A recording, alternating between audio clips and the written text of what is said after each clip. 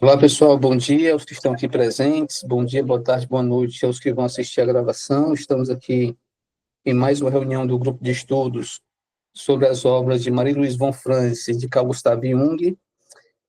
Nós estamos trabalhando aqui o livro da von Franz, A Individuação nos Contos de Fadas. Estamos no capítulo 3, mas o capítulo 3, 4 pequenos contos, ela apenas faz o relato desses 4 contos, né? O primeiro conto é o Príncipe Hassan Pasha. Ela vai descrevendo aqui esse conto. Assim que ela finaliza esse conto, a descrição do conto, ela já vai passar para o segundo, que é o pássaro trinador de flores. Mais uma vez ela faz o relato do conto, simplesmente ela relata, não faz nenhum comentário. Ela deixa para comentar os contos no capítulo seguinte, que é o capítulo que vamos trabalhar hoje. O terceiro conto é Gisar, o Rouxinol. E o último conto que ela aborda nesse capítulo terceiro é o pássaro o Emus, acho que a pronúncia seria essa, o Emus. E aí sim, chegamos no capítulo seguinte, capítulo 4, em que ela vai examinar as 4 lendas, né, os 4 contos, e vai fazer os comentários pertinentes. Nós costumamos sempre passar um roteiro prévio para os membros do labirinto, os alunos que estão acompanhando aqui esse grupo de estudos. Boa parte dos membros assiste a gravação, mas fica sempre liberado a possibilidade de fazer comentários diretamente no WhatsApp ou no grupo do WhatsApp, ou mesmo aqui nos comentários do nosso canal do YouTube. Então, vamos lá iniciar aqui o nosso roteiro, seguindo pelo primeiro item do nosso roteiro, que é como von Franz interpreta os problemas iniciais, ou o problema inicial das 4 histórias, né? Então, olha o que ela vai dizer aqui, já no início do capítulo 4. Na história de Hassan Pasha, o sultão sofre de inexplicável depressão. Estou triste e irritado com todos. No pássaro Uemos, o pároco acha-se enfermo. O roxinol Gizar, o rei não consegue orar de maneira satisfatória. E na história do pássaro trinador de flores, o rei sofre de uma enfermidade que também tem algo a ver com um problema religioso, uma vez que ele poderia ser curado por certo peixe que leva inscrito na testa o credo islâmico xiita. O tema tende abertamente para a discussão do problema religioso, fazendo-se óbvio que o pássaro também está relacionado com tais problemas. Não constitui simples acaso o fato de ser um pároco quem precisa ser curado pelo canto do pássaro, assim como o de que a doença do sultão depende de um peixe que leva consigo o credo xiita. Então a gente observa, né, que o início de cada um desses contos é marcado pelo adoecimento do rei. E o que é que o rei representa, como ela vai desenvolver aqui ao longo do capítulo? Representa a consciência. Então a consciência está enferma, a consciência está adoecida, até porque essa consciência chegou num patamar de envelhecimento, ela está gasta, ela está desgastada, ela precisa então ser renovada. E todo o processo que vai se desenrolar ao longo dos 4 contos equivale a um processo de renovação dessa consciência, ok? Continuando. Portanto, podemos chegar aqui à mesma conclusão tirada por Jung de um outro material.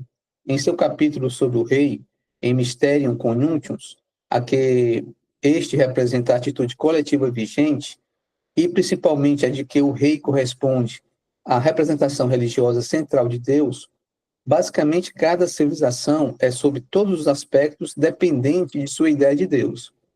Caso se tenha uma ideia central de Deus, como sendo bom e mal, isto afetará a civilização de maneira diferente de como seria caso se tivesse uma ideia de Deus como sendo unicamente bom.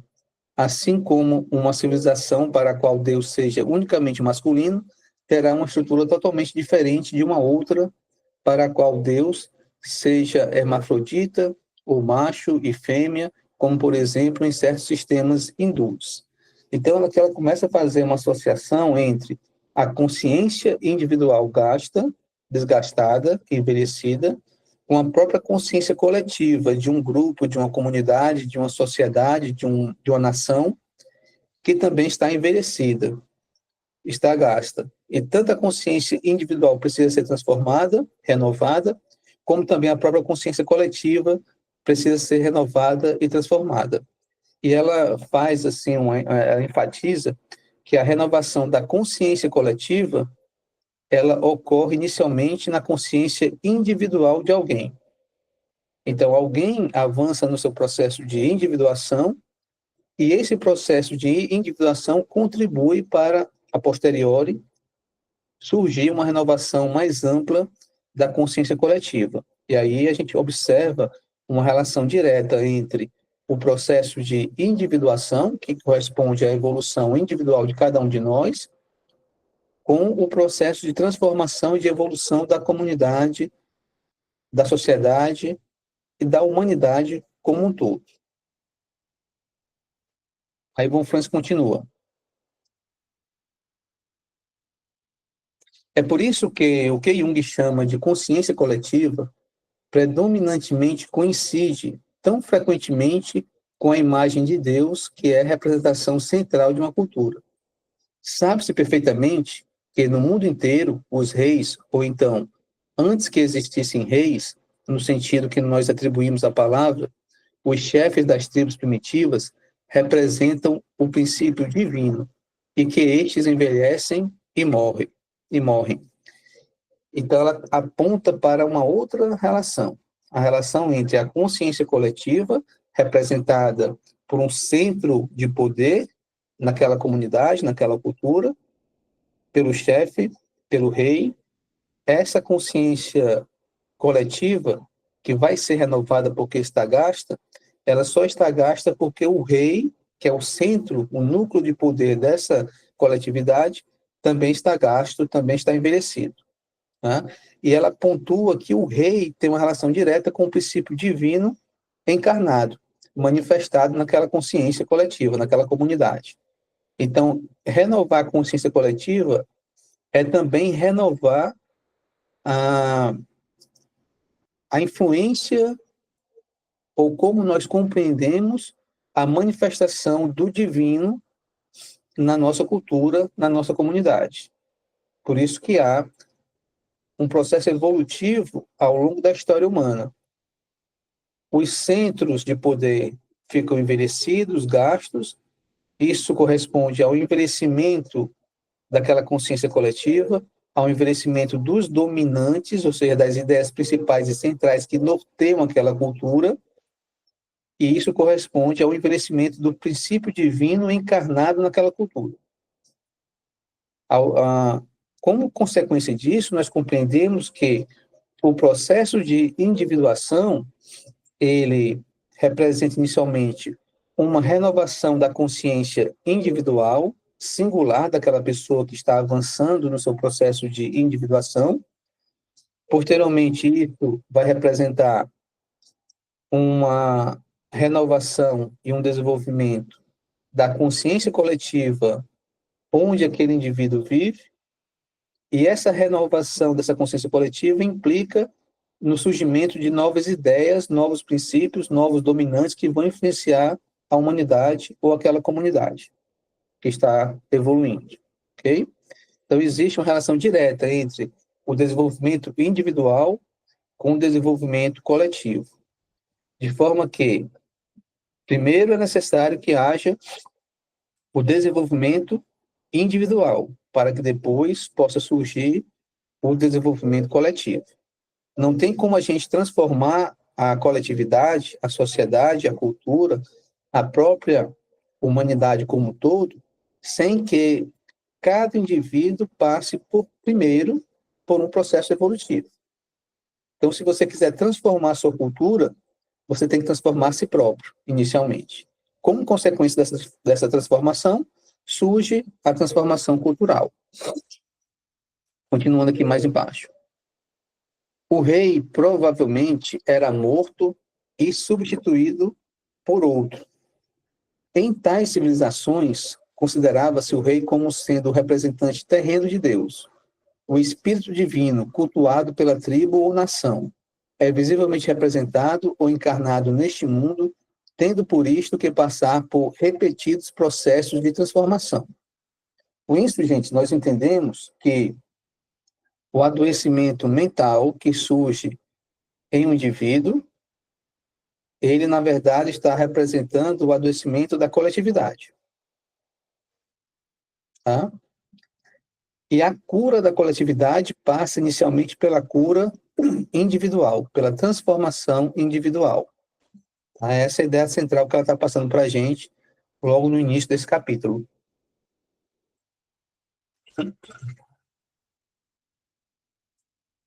Chegamos aqui no outro ponto do nosso roteiro. Item 2. Qual a importância da interpretação junguiana? Tá? Então, qual a importância da prática da psicoterapia junguiana? E como que essa prática ela é realizada? Confrões aqui comenta. Hoje em dia, os contos de fada só são relatados às crianças e só são considerados sob o ponto de vista literário e formal.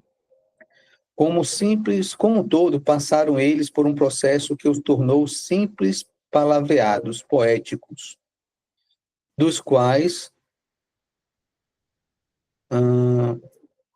como um todo, passaram eles por um processo que os tornou simples palavreados poéticos, dos quais ninguém sequer esperaria que se pudesse extrair qualquer significado que pudesse ser compreendido de maneira adulta. Pode-se, portanto, afirmar que a interpretação junguiana funciona como uma renovação das palavras do conto de fada. O mesmo se pode fazer com qualquer outra representação. Então, aqui ela apresenta a ideia de um conceito muito importante para nós junguianos, que é o conceito de amplificação. Toda e qualquer interpretação junguiana passa por um processo de amplificação. E o que é amplificação? É você estabelecer paralelos. É você comparar o que está escrito ou o que está sendo dito em um conto de fadas com aquilo que é dito, o que foi escrito em outras literaturas, em outras obras de arte, em outros comentários. Quando você começa a estabelecer esses paralelos, o tema específico que está sendo abordado e discutido nos contos de fadas e nesses outros materiais começam a ficar, o tema mais específico começa a ficar mais claro. Então, os temas, de modo geral, começam a ficar mais claros. E com isso, nós começamos a perceber qual é o arquétipo que está se manifestando naquele relato. Pois não, bem-vindo. Duas pessoas à espera para a entrada. Ah, pronto. Vou permitir aqui então. Obrigado, hein?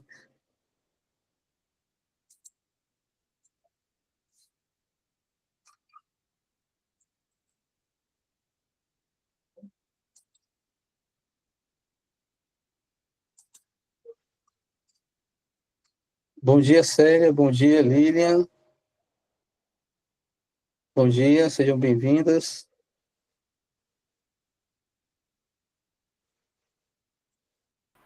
Bom dia. Bom dia. Tudo bem, Evaldo? Tudo jóia, tudo jóia. Já estamos aqui discutindo o texto, tá? Estamos falando aqui sobre amplificação. Tá? Tudo tranquilo, tudo certo. Estamos aqui já discutindo a amplificação e mostrando que o trabalho de interpretação dentro da escola junguiana corresponde a um trabalho de amplificação, que é exatamente estabelecer paralelos entre aquilo que você está observando nos contos de fadas, como poderia ser também aquilo que você observa nos sonhos, nas fantasias, no próprio relato do paciente, com outros materiais que você encontra na história, na cultura, na arte, na ciência, na filosofia. E quando você começa a observar a relação entre esses materiais, você começa a identificar temas que estão se manifestando nesses materiais. E esses temas apontam para as imagens arquetípicas e para os arquétipos que estão se manifestando. Nós já vimos, né, em outros grupos de estudos, e mesmo nesse grupo de estudos, que a importância do arquétipo é promover a autorregulação psíquica, ajudando o indivíduo no seu processo de transformação e ajudando a esse indivíduo a se adaptar a si próprio e ao seu meio sociocultural. Então, quando a gente identifica o arquétipo, fica mais fácil da gente facilitar esse processo de adaptação, de ajustamento desse indivíduo a si próprio e ao seu meio cultural. Essa é a importância da interpretação dentro da análise junguiana. Von Franz continua. Pode-se, portanto, afirmar que a interpretação junguiana funciona como uma renovação das palavras do conto de fada. O mesmo se pode fazer com qualquer outra representação. Ela pode ser renovada desde que volte a ser relacionada com o substratum arquetípico, pois assim se torna uma experiência intelectual, sensitiva e emocionante completa. Olha outro ponto importante da interpretação junguiana. Além de estabelecer paralelos, a interpretação junguiana, ela promove pontes, ela integra aquilo que está dissociado. E no indivíduo neurótico adoecido, o que é que está dissociado? A experiência está dissociada do pensamento e o pensamento está dissociado do sentimento. Então, nós temos naquele indivíduo adoecido, naquele indivíduo neurótico, a separação entre emoção, ideias e experiência. Aquilo que ele experiencia não corresponde àquilo que ele está sentindo. E aquilo que ele está sentindo e experiencia também não corresponde às ideias que estão influenciando o comportamento dele. Por isso que ele está adoecido. À medida que um arquétipo surge e fica mais vivo, e você toma consciência desse arquétipo, o arquétipo, como tem essa função de promover a autorregulação, naturalmente o arquétipo vai promover também a integração entre experiência, ideia e sentimento, que é o afeto. Então, você sai de um padrão dissociado e entra em um padrão integrado.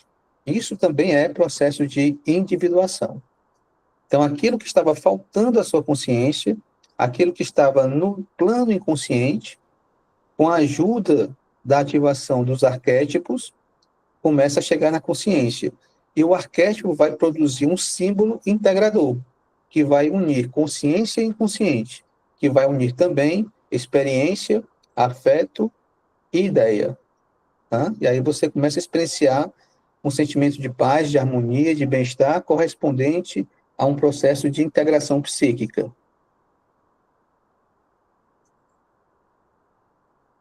Chega-se novamente, continua Von Franz, aquela reação do agora estou entendendo, como todo o seu vivificante efeito psicológico.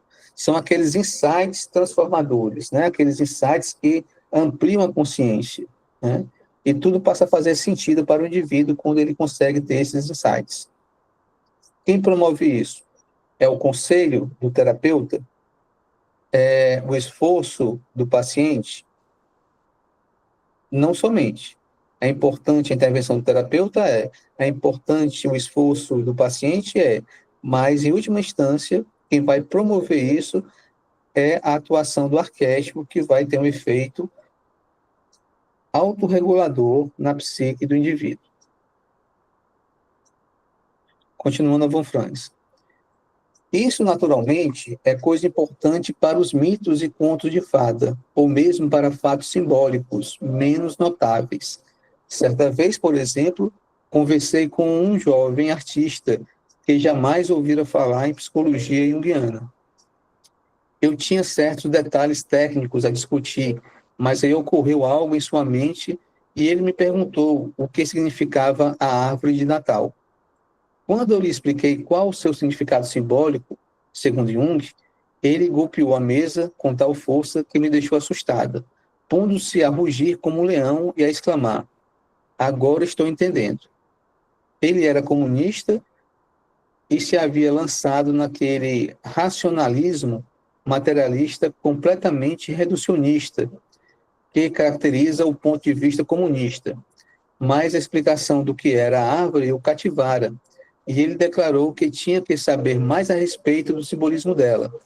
Eu simplesmente lhe dissera que a árvore de Natal significava o processo de individuação, e que, frequentemente, durante tal processo de amadurecimento, baixavam luzes sobre a pessoa, porquanto o processo de amadurecimento é, simultaneamente, um processo de iluminação gradual, sendo isso o que lhe determinara aquela reação, né? Então, ela apresenta, né, essa imagem de que o processo de individuação se assemelha a um processo de iluminação, em que, à medida que você vai tendo novos insights, esses insights vão promovendo uma integração psíquica e, ao mesmo tempo, esses insights vão produzindo uma experiência de iluminação, de esclarecimento, e você passa a compreender melhor a sua existência, a sua vida e o mundo que te rodeia. Continuando. O que lhe dissera podia não ser lá muito profundo, mas quando alguém está acostumado a comer pedras em vez de pão, tem uma reação igual a dele. Por aí se vê o que é renovação. Para ele, a árvore de Natal não passava, segundo a doutrina comunista, de uma espécie de superstição tola, uma espécie de ópio do povo, mas veio a ser renovada pela interpretação psicológica, né? Então, o objetivo, né, do processo de individuação é a renovação da consciência individual a princípio, mas a Von Franz já começa afirmando que essa renovação da consciência individual naturalmente gera uma renovação da consciência coletiva. À medida que o indivíduo avança e evolui, a sua comunidade também avança e evolui.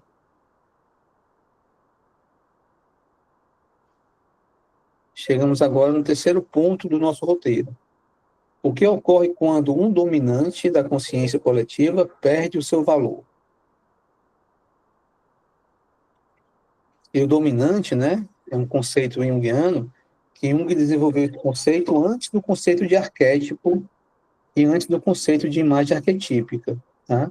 Então, quando Jung se refere ao dominante, ele quer dizer aquelas ideias principais que norteiam uma cultura.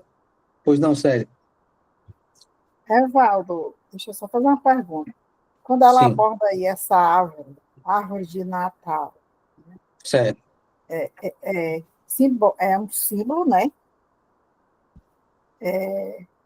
Ou seja, que é como se fosse um eixo assim que conecta o céu, terra e o submundo, carregando uma ideia de totalidade, de ligação com o self, ou Isso, isso. é isso? Quando você usa essas palavras, você já está interpretando, já está explicando o símbolo. Então, a árvore de Natal representa um processo de iluminação, porque nesse processo de iluminação, você junta, você une forças telúricas com forças celestiais. E ao juntar forças telúricas, forças terrenas, né, com forças celestiais, você integra, e ao integrar, você amplia a consciência. Então, você já está interpretando o símbolo árvore de Natal. Perfeito. Então, continuando aqui, ó. É assim que um conceito que se tornou vazio pode ser renovado.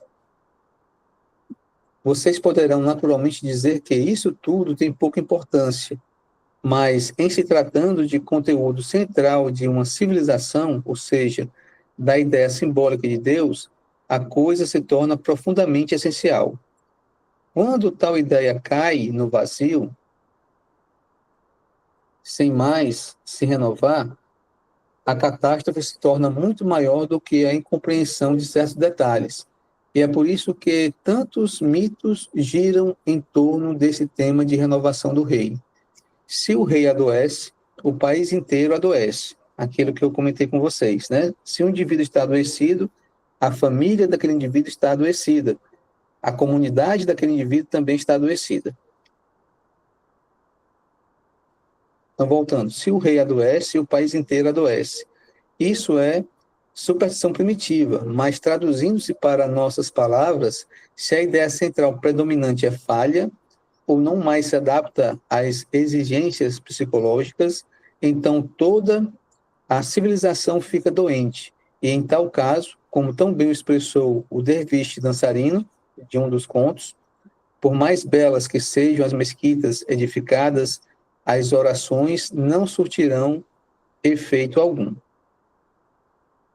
Tá? Então, não existe um indivíduo adoecido sem que a sua cultura também esteja adoecida.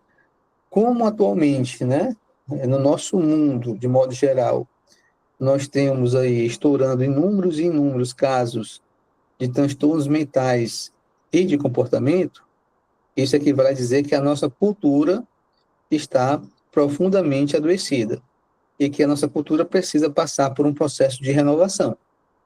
Só que esse processo de renovação não vai acontecer através de uma engenharia social, através de leis, de normas, de técnicas, de práticas a serem aplicadas. Não. Esse processo de renovação só vai ocorrer à medida que cada indivíduo fizer essa reforma dentro de si mesmo, fizer essa renovação dentro de si mesmo. Então, à medida que cada indivíduo for avançando no seu processo de autoconhecimento, no seu processo de individuação, que corresponde a um processo de iluminação, é somente assim que a nossa cultura pode ser renovada e se transformar numa cultura mais saudável. Por enquanto, nós vivemos em uma cultura completamente adoecida e, por isso, tantos transtornos mentais e de comportamento que estão aparecendo dentro dessa cultura, principalmente na cultura ocidental.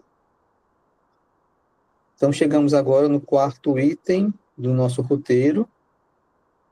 O que renova a atitude consciente envelhecida? Né? Em outras palavras, o que pode tornar a nossa cultura ocidental uma cultura mais saudável? A Von Franz explica.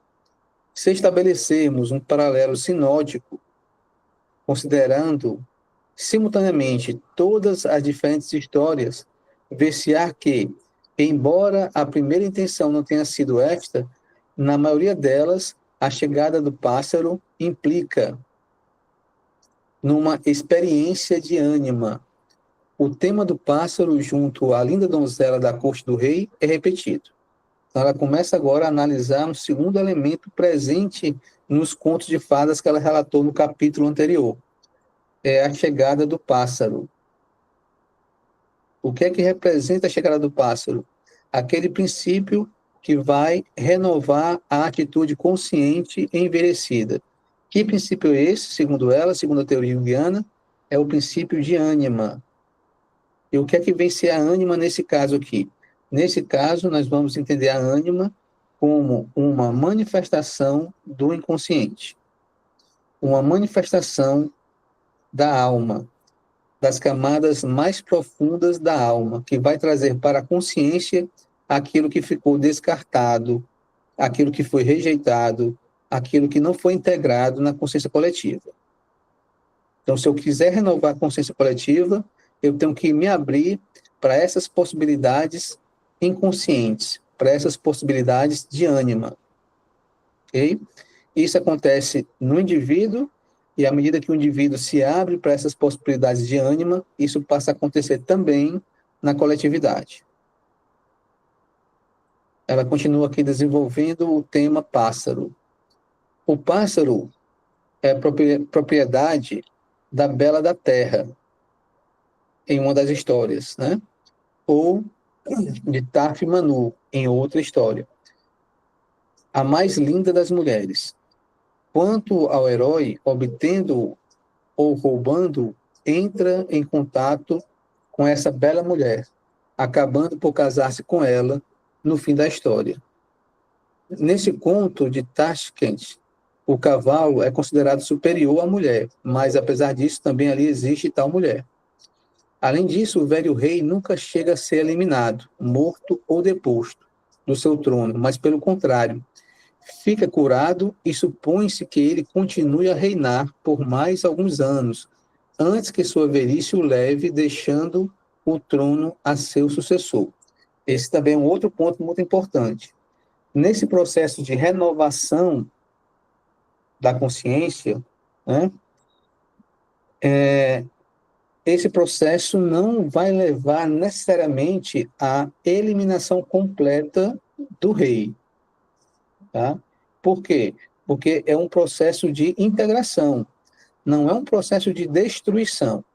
Quando ocorre de forma patológica, esse processo se transforma destrutivo, e aí destrói a consciência, destrói inclusive o próprio ego do indivíduo. Mas como é um processo de integração, eu preciso manter a parte consciente preservada, para que essa parte consciente possa assimilar os conteúdos do inconsciente, integrando-os na consciência. Tá? Então, o rei não morre, o rei se cura. A nossa consciência egóica não desaparece. A nossa consciência egóica se cura e se amplia à medida que vai integrando novos conteúdos inconscientes. Pois não, Célia? Não é, Evaldo, era só para também questionar aqui a questão, quando ela fala do pássaro, esse pássaro aí seria, assim, em termos, um aspecto de que o pássaro pode aparecer, ele pode ser aparecido como uma mensagem do self, até mesmo trazendo assim notícias de outra dimensão, algo assim, dependendo do que a pessoa está ali em uma meditação, em algo assim, ele pode fazer isso? Ele pode fazer essa conexão, Evaldo? Pode sim, pode sim. E é exatamente isso que o pássaro faz, né? O pássaro é aquele ser, aquele ser vivo que vive em outro mundo, em outro plano, vive nas alturas, ou vive em uma terra distante, com outras características. E esse pássaro vem dessa terra distante, desse outro mundo, até o nosso mundo, trazendo algo valioso, trazendo uma pena dourada, trazendo um fruto dourado, ou seja, trazendo alguma coisa valiosa. Então, esse pássaro ele tem uma função muito importante, que é a função de ligar um novo mundo ao mundo antigo, ao mundo atual. Um mundo estranho ao nosso mundo. Em outras palavras, o pássaro liga aquilo que é desconhecido, o mundo estranho, o inconsciente, liga o mundo inconsciente ao mundo que é conhecido, ou seja, a consciência. Então, o pássaro funciona como o psicopompos, aquele ser que vai fazer a ligação, a união entre esses dois mundos. Que dois mundos são esses dentro da teoria junguiana? É o mundo do inconsciente e o mundo da consciência. Tá? Só pode haver renovação da consciência se houver assimilação de conteúdos inconscientes. Mas esses conteúdos inconscientes precisam chegar até a consciência. Quem vai trazê-los é o pássaro. O que é que o pássaro representa? É o símbolo integrador. É a função transcendente que vai unir, né, consciência e inconsciente. Continuando aqui, ó. Portanto, não ocorre nenhuma mudança violenta nos princípios vigentes, apenas cura estabelece a renovação. Os princípios governamentais continuam a ser os mesmos de antes, porém, contanto com um pássaro de cujo bico brotam pérolas e flores, né? Então, não é que você tire o rei e coloque o pássaro no lugar do rei, não é isso. O rei se aproxima do pássaro e o pássaro traz para o rei pérolas, flores, frutos dourados, a pena dourada, que vai ampliar a consciência desse rei. A pérola é o símbolo do feminino. Em latim, ela é chamada de margarita, assim como o nome Margarida, significa pérola. E ela continua desenvolvendo esse tema. Então, quando ela fala de consciência, nesse contexto aqui simbólico, ela está atribuindo um valor a essa consciência e está dizendo que esse valor corresponde ao princípio masculino. E isso ocorre dentro de uma visão hermética, do hermetismo, princípio masculino, princípio ativo, princípio de força. que governa, que rege, né? Por isso que a consciência é associada ao princípio hermético masculino. E, naturalmente, o inconsciente vai ser associado ao princípio feminino, aquilo que está fora do poder, fora da regência, fora da governança. Mas é esse princípio feminino que vai renovar a atitude consciente, que vai renovar a consciência do indivíduo, que vai renovar o ego do indivíduo, ajudando a se ampliar ainda mais.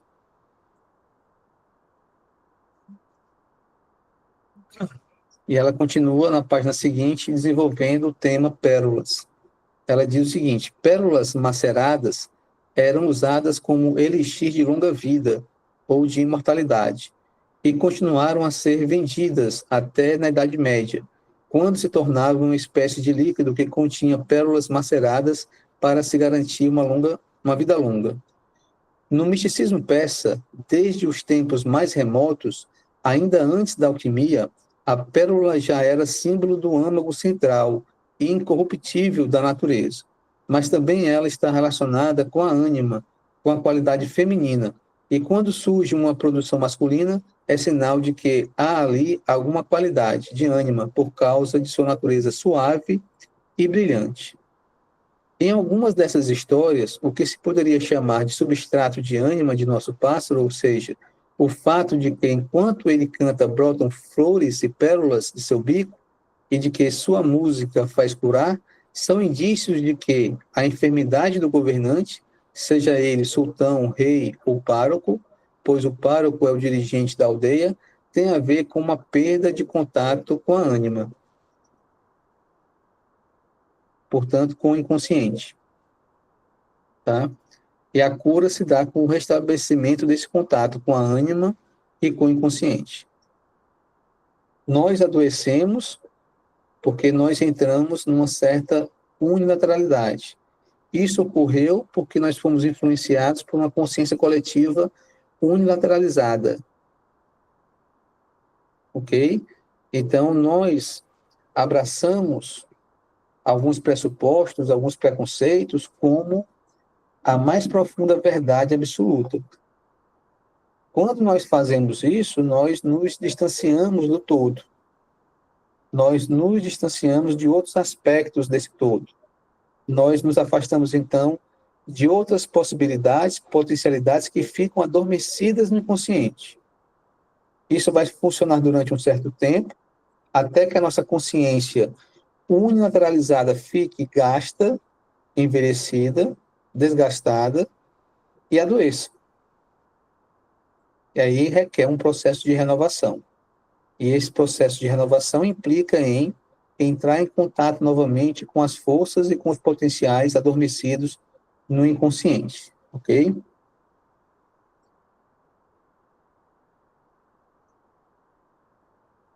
Aqui ela conclui aqui na página seguinte.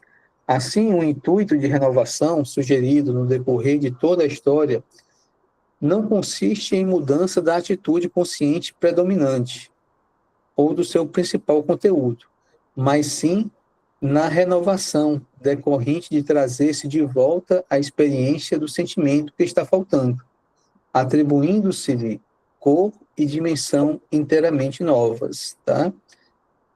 Ampliar a consciência não é você fazer a inversão dos lados, não é você jogar fora tudo aquilo que está na sua consciência e se identificar com tudo aquilo que está no inconsciente, não é isso.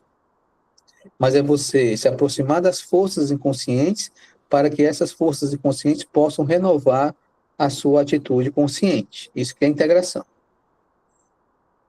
Avançando aqui um pouco mais e caminhando para o final desse nosso encontro de hoje. Chegamos aqui em mais um item. Qual o significado simbólico dos erros do terceiro filho nas histórias? Então, nessas 4 histórias, nós temos os 3 filhos, e o terceiro filho sempre está ali errando, falhando, né? Qual o significado simbólico disso? Vamos ver o que a Von Franz vai trazer sobre isso. Olha aqui o que ela diz. Refiro-me ao fato do terceiro filho sempre cometer um erro que acaba por levá-lo do pássaro à jovem, ao cavalo, etc., ou então do pássaro a qualquer outro símbolo. Tal erro consiste em ele voltar a olhar o poleiro dourado no qual pousava o pássaro, ou a bacia pertencente à princesa. No conto alemão, que não relatei, porque pode ser lido em Grimm, O Pássaro de Ouro, isso é até mais rebuscado. Neste O Pássaro de Ouro, que o jovem procura está pousado numa gaiola de madeira, ao lado da qual está uma de ouro. O moço acha que a gaiola de madeira não é própria para um pássaro de ouro, e por isso agarra a gaiola de ouro. Ao fazê-lo, soa o alarme, e ele é apanhado. No episódio do cavalo, que na lenda alemã se segue ao do pássaro, ele considera uma pena colocar-se sela de couro sobre tão belo cavalo, e por isso se apodera da de ouro, o que mais uma vez põe tudo a perder. No último episódio, ele permite que a princesa vá dizer adeus a seus pais e lhes dê um beijo, mas aí os pais despertam e ele é levado à prisão. Apesar de ter sido avisado pelo animal generoso, pelo lobo na história de Hassan Pasha, pela raposa, tanto na lenda do pássaro Wermus, como no conto alemão, para que não cometa tal erro, ele acaba por fazê-lo. Fazendo um comentário geral sobre o resultado de tal erro, podemos chamá-lo de feliz culpa, o culpa feliz. Na liturgia da Páscoa, não sei até que ponto isso se inclui no dogma, o pecado de Adão e Eva por comerem da árvore do conhecimento. Foi às vezes chamado de culpa feliz, pois acarretou a redenção. Não tivessem eles comido da árvore do conhecimento, tudo teria permanecido no paraíso. Eles ter-se-iam aborrecido mortalmente, e a redenção e a encarnação de Cristo não teria tido lugar. É preciso que se admita que foi sorte eles terem cometido o pecado proibido. Um dos temas arquetípicos gerais encontrados não só no nosso sistema religioso, como também nos contos de fada e nos inúmeros mitos de qualquer lugar, é o do herói que comete tal erro. Um tipo de erro que, momentaneamente, provoca catástrofes, mas que, retrospectivamente, revela-se ter sido afortunado. Como se constata aqui, pode-se dar graças a Deus por ele, uma vez que o herói não teria obtido a donzela nem um cavalo, na história de Hassan Pasha, caso estivesse limitado a capturar o pássaro sem olhar para o poleiro, ou para a linda bacia da donzela. Portanto, quando se leva em conta todo o contexto, é a culpa, afinal, que aprofunda a busca e que a estimula. É um ponto de vista muito interessante, né, que ela está colocando aqui sobre a culpa feliz, sobre o erro, né? Então, o erro faz parte da jornada. E aqui a gente remete mais uma vez ao hermetismo, né? Quando nós estávamos discutindo o hermetismo, a gente falava sobre o simbolismo do labirinto, né? Quantos caminhos existem no labirinto, né? A princípio, inúmeros caminhos.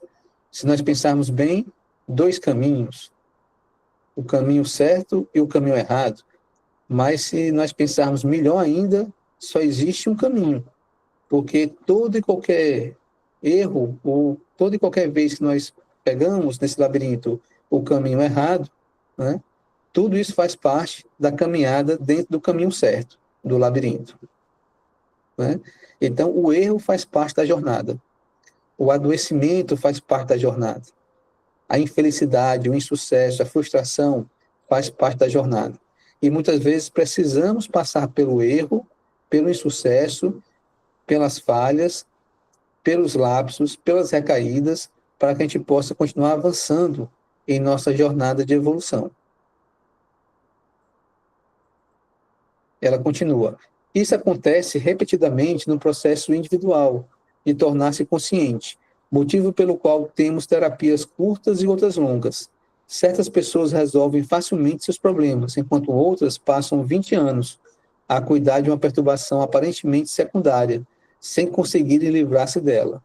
Por aí se pode ver como é duvidoso que se tenha em vista uma cura rápida e que as pessoas depressa se satisfaçam, voltando logo à inconsciência anterior, após terem parcialmente assimilado certo fragmento de seu inconsciente. Em outras palavras, há pessoas que são mais superficiais e outras que têm personalidade mais profunda. Algumas delas podem ter um sonho interessante, que depois de por elas compreendido, pode lhes modificar a atitude consciente, deixando-as curadas do sintoma que as levou a iniciar a análise. Outras simplesmente agradecem, pagam a conta e vão-se embora, não mais pensando no assunto, ou então dando-lhe pouquíssima atenção.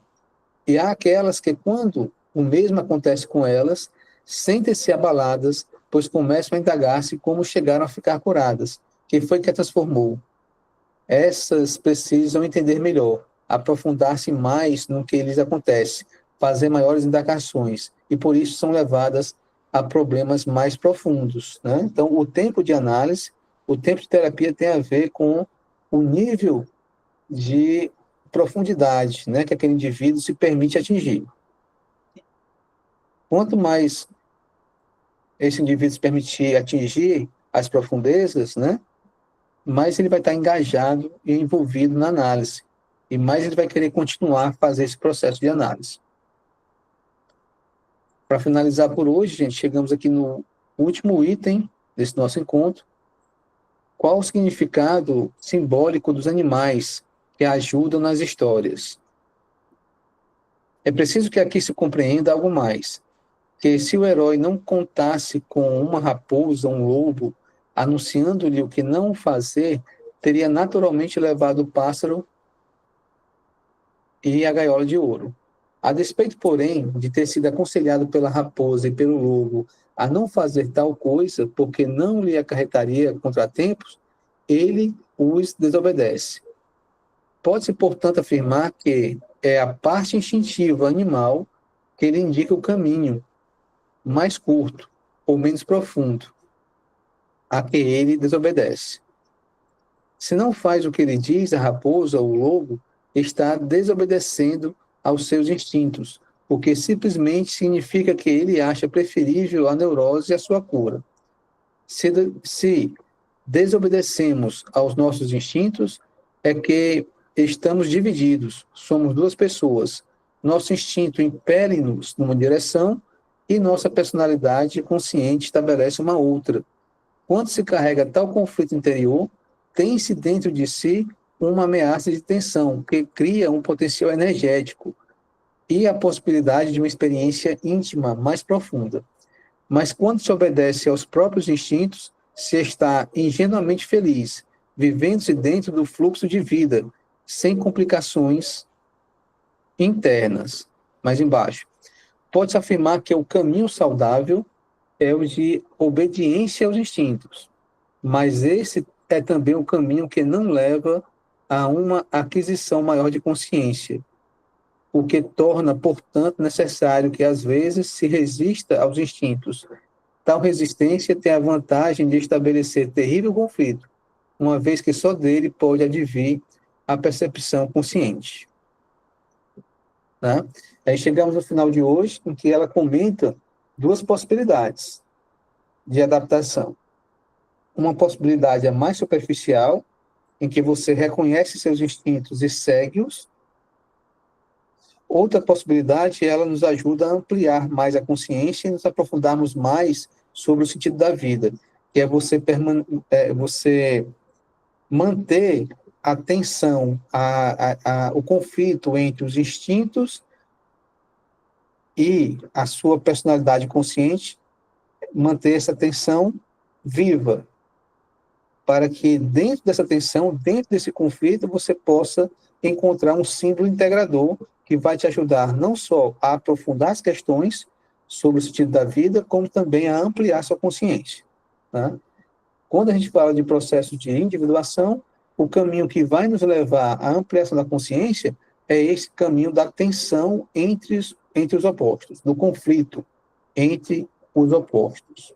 Ok? Algum comentário, gente? Alguma pergunta? Alguma observação que vocês queiram fazer?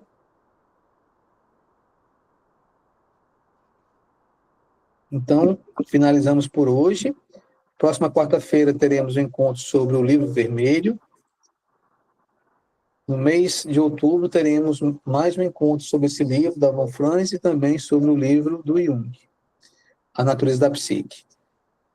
Agora eu vou finalizar aqui o nosso encontro, a gravação também, para que a gente possa começar a supervisão. Daqui a pouco eu mando outro link da supervisão, tá?